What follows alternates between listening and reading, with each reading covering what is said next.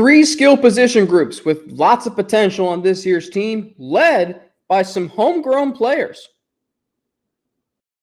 Our Locked On Bearcats, your daily podcast on the Cincinnati Bearcats, part of the Locked On Podcast Network, your team every day.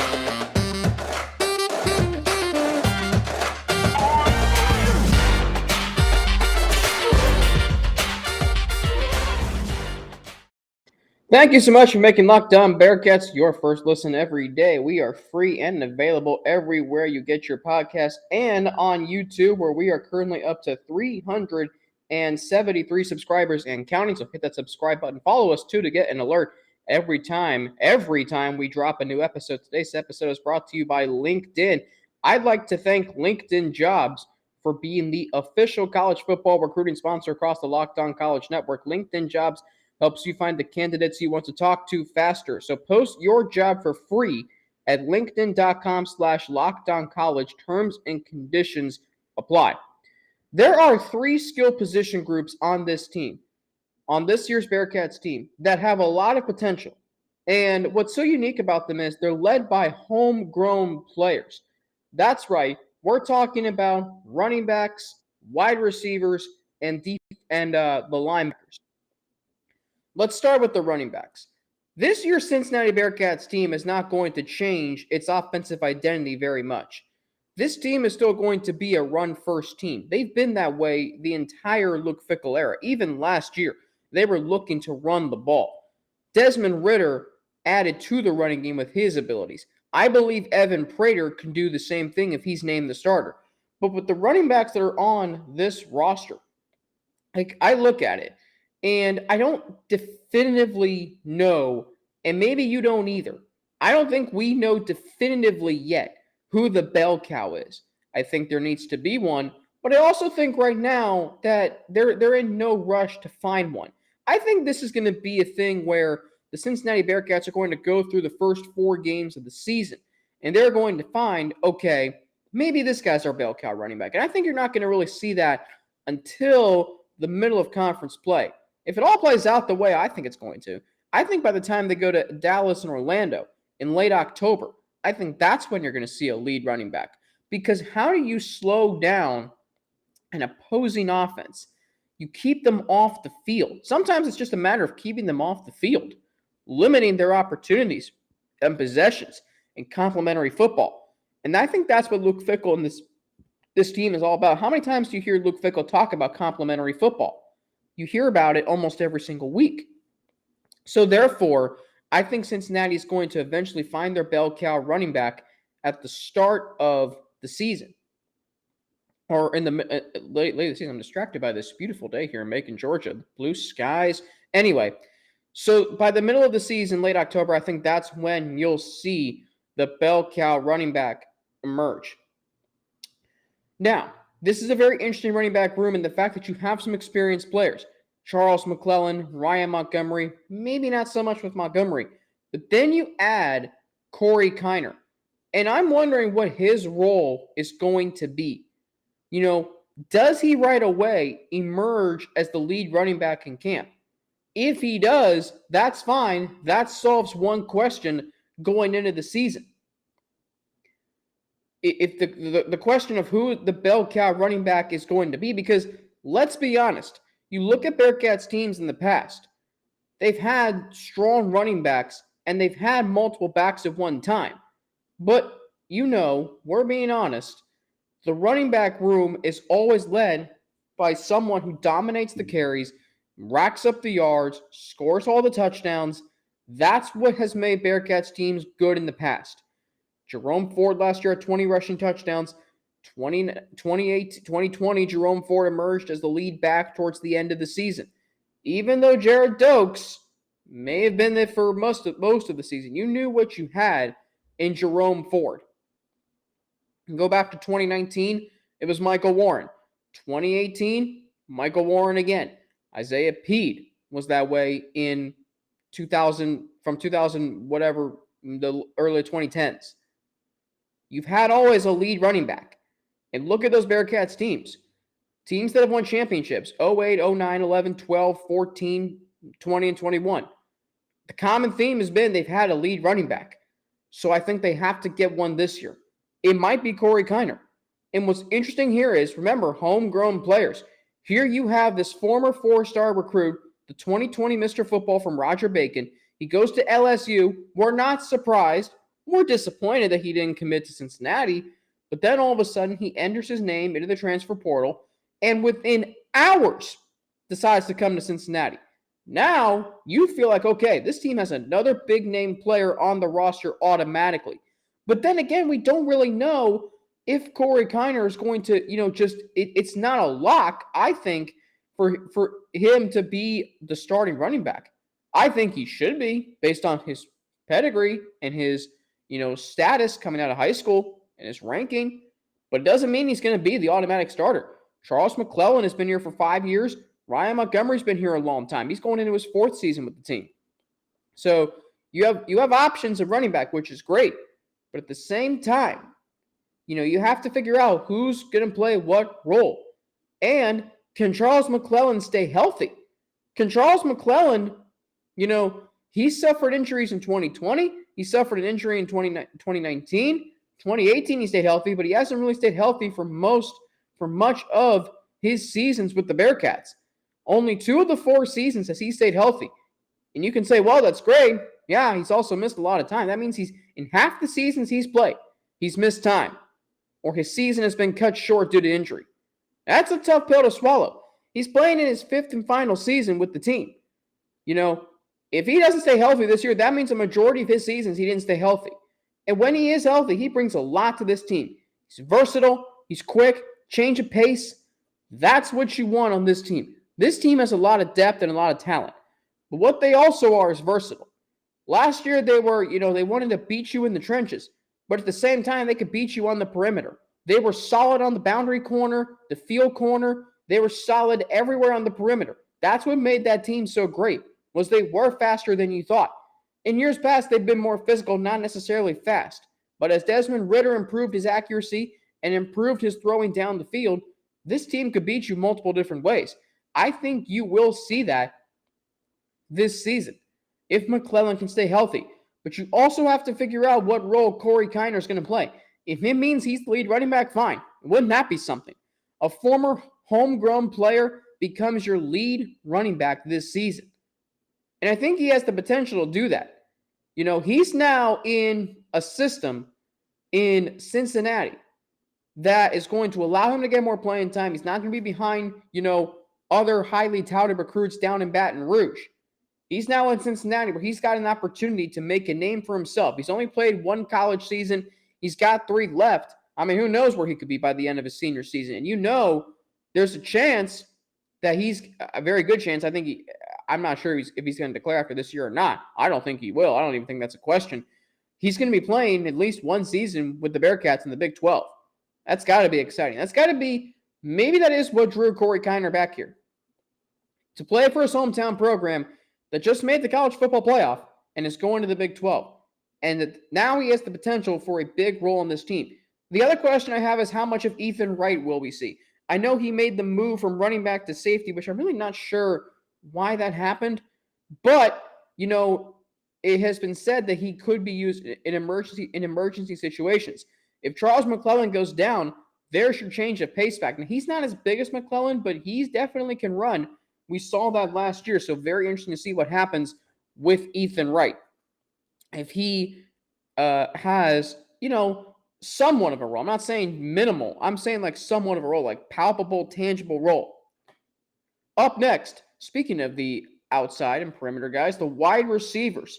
Who's going to take a step forward and who's going to fill the void that Alec Pierce left behind? I'll explain next after a word from LinkedIn. As the sun comes out and small businesses are back in business, LinkedIn Jobs makes it easier to grow your team. LinkedIn Jobs helps you find the people you want to interview faster and for free.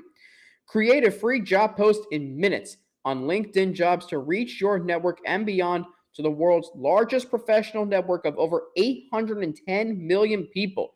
Then add your job in the purple hashtag hiring frame to your LinkedIn profile to spread the word that you're hiring so your network can help you find the right people to hire. Simple tools like screening questions make it easy to focus on candidates with just the right skills and experience so you can quickly prioritize who you'd like to interview and hire. It's why small businesses rate LinkedIn jobs #1 in delivering quality hires versus leading competitors. LinkedIn Jobs helps you find the candidates you want to talk to faster. Did you know every week nearly 40 million job seekers visit LinkedIn? Post your job for /LockedOnCollege. That's linkedin.com/LockedOnCollege to post your job for free. Terms and conditions apply. Which NFL stars moved the betting line the most? It happened all last week on Locked On NFL. The team unveiled the 50 most valuable players in the league according to the odds makers at BetOnline. Now, you can get all of those podcast episodes on Locked On NFL, wherever you get your podcasts, and on YouTube to find out the 50 most valuable players in the NFL from the odds makers at betonline.net. Number 1 is a surprise player, by the way. Not a player I would expect to be number 1, but a player who I did expect most certainly to be in the top 5. Alex Frank with you, your host of Locked On Bearcats, each and every day on this Tuesday, July 26th. How are we already? July 26th of 2022. Anyway, let's talk about the wide receivers. This is a position that I feel like has been overlooked in previous years with the Cincinnati Bearcats, but at the same time, I think it can be a really valuable position this year. Alec Pierce, what he did was he brought some revitalization back to the position. Sure, you've had great receivers over the years like Shaq Washington and Mcclellan McKay, Devin Gray, Marty Gilliard. I should have mentioned him first. You've had some really good receivers over the years. But at the same time, it kind of feels like it's been a position that's kind of been an afterthought on offense. What's driven this offense for years has been its running game and the tight ends. But I think this year the wide receivers are going to take a step forward, and I think they have to take a step forward. Nick Marner, by the way, named to the Fred Biletnikoff Award watch list. That's huge. That's positive going into the season. That's something I can get behind. If you've got a Fred Biletnikoff Award winner watch list or Fred Biletnikoff Award watch list player on your team, you have the potential to be really good offensively. We know this guy is going to bring versatility to the position. Slot, go deep. That's what he's going to bring. Whoever starts a quarterback for Cincinnati is going to have a really solid, experienced weapon in Evan Prater, or Nick Marner, rather. One who has played in the Mountain West, which I'm not really sure on the rankings of that conference, but you play in some tough environments and some tough altitude in that conference. You play out in Hawaii, where it's hot all the time, and you learn how to play football out there. I think that can adjust well to Cincinnati. But the question I have is, who fills in for Alec Pierce? And it doesn't necessarily have to be this player directly plugs into Pierce's role. Like with the defensive line in 2019, it wasn't just, well, this guy's going to fill Copeland's role, or this guy's going to fill Cortez Broughton, or this guy's going to fill Kamani Fitz. No, it was collectively, they're going to fill all 3 losses. And that's what happened. And the defensive line that year was still really, really good. I think that's going to be the case this year with wide receiver. Now, the good news is you have some established players. You've got Tyler Scott, who broke out last year with touchdowns, multiple touchdowns. I believe he was the second leading receiver on the team in terms of receptions.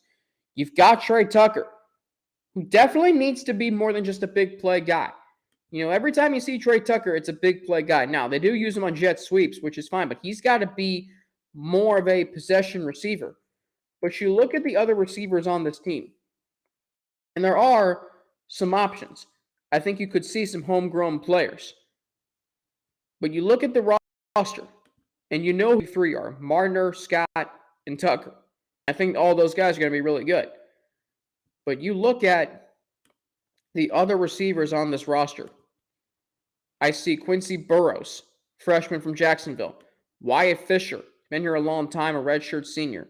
You know, Jaden Thompson, Ashton Kohler, LaChristian Blue Smith, haven't really seen much of him. Jaheen Thomas's, I don't think it's Jaheen Thomas's brother. It might be, though. Leslie Ando, he's a freshman. But it's just going to be interesting to see if someone emerges. We didn't expect Tyler Scott to emerge last year.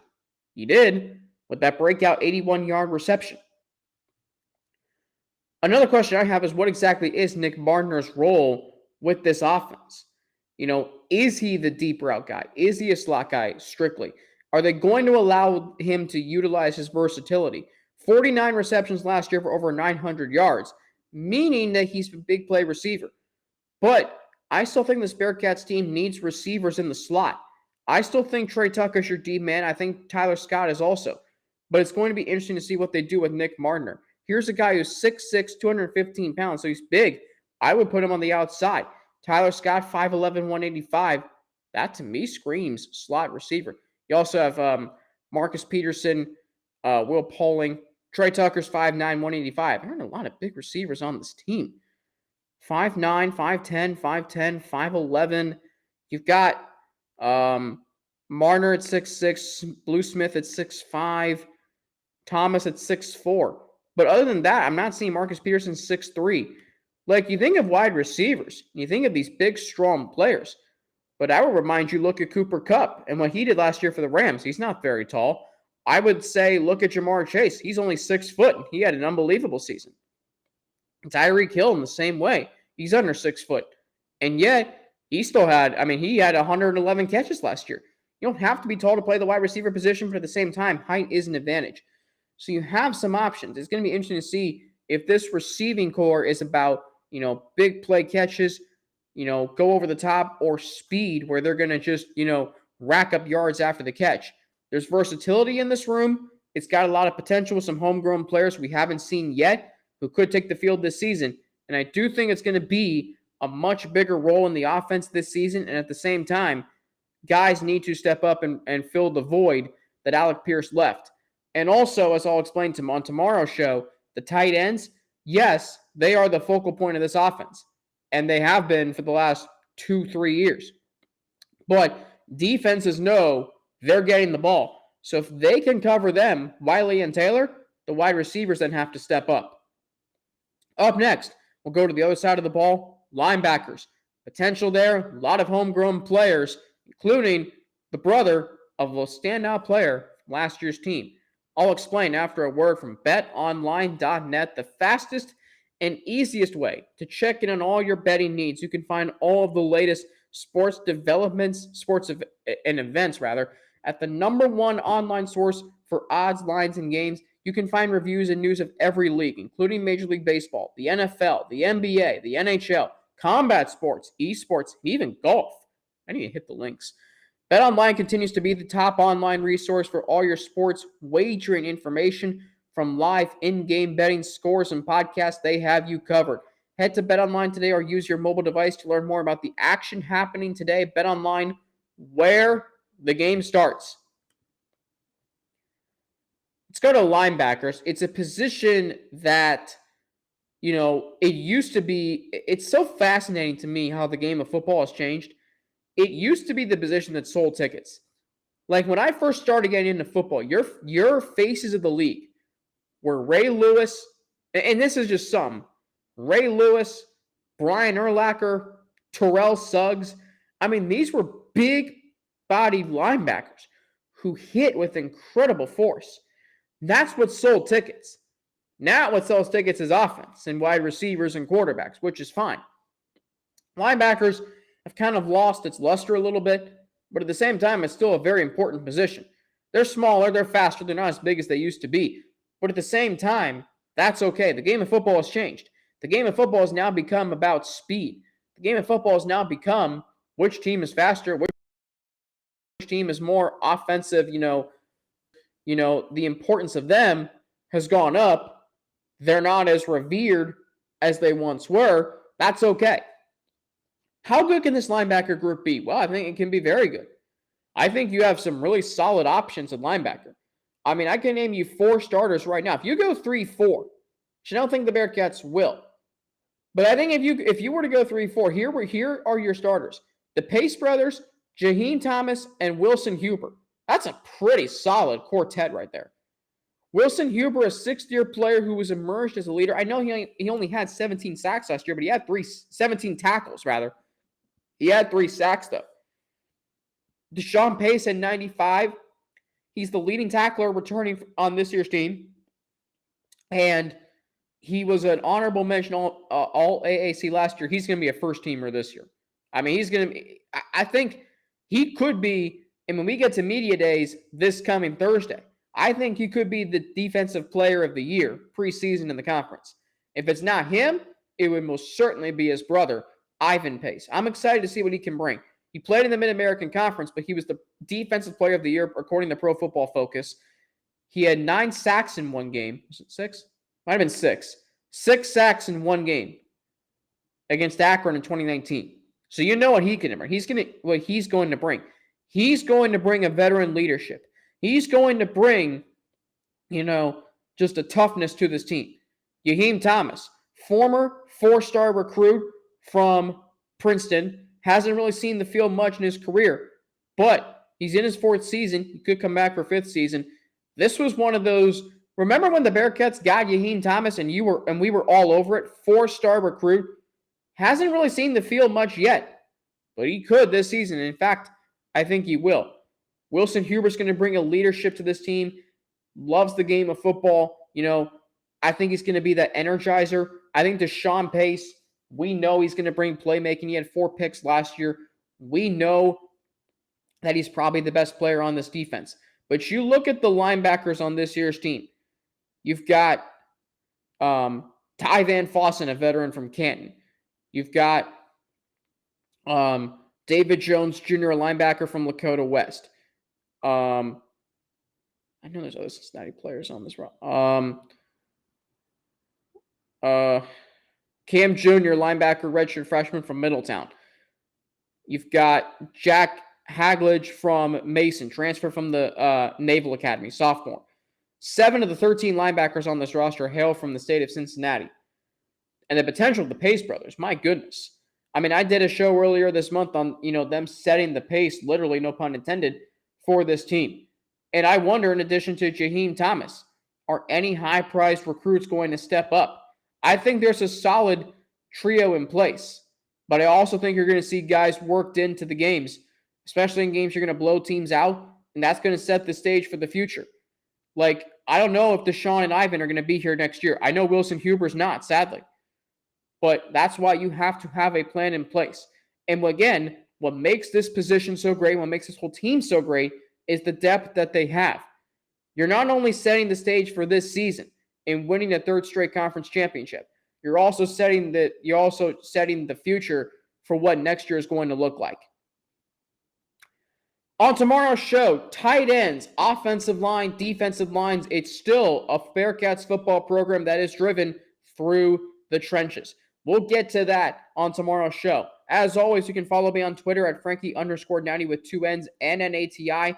You can follow me on Instagram, AlexFrank9_ or email me at alex3frank@gmail.com. Thanks for making Locked On Bearcats your first listen every day. Get more on the Big 12 by making Locked On Big 12 your second listen. Everyday host Josh Neighbors and the local experts of Locked On take you across the conference in 30 minutes.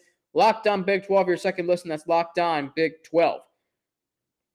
For the Locked On Bearcats podcast, my name is Alex Frank. Have a great rest of your day. Today is the first day of Bengals training camp. Want to wish my good friends at Locked On Bengals, James Rapine, who's also my colleague at All Bearcats, and Jake Lisco, want to wish them the best luck of this season as they get their coverage ramped up over on Locked On Bengals. All Bengals at Sports Illustrated.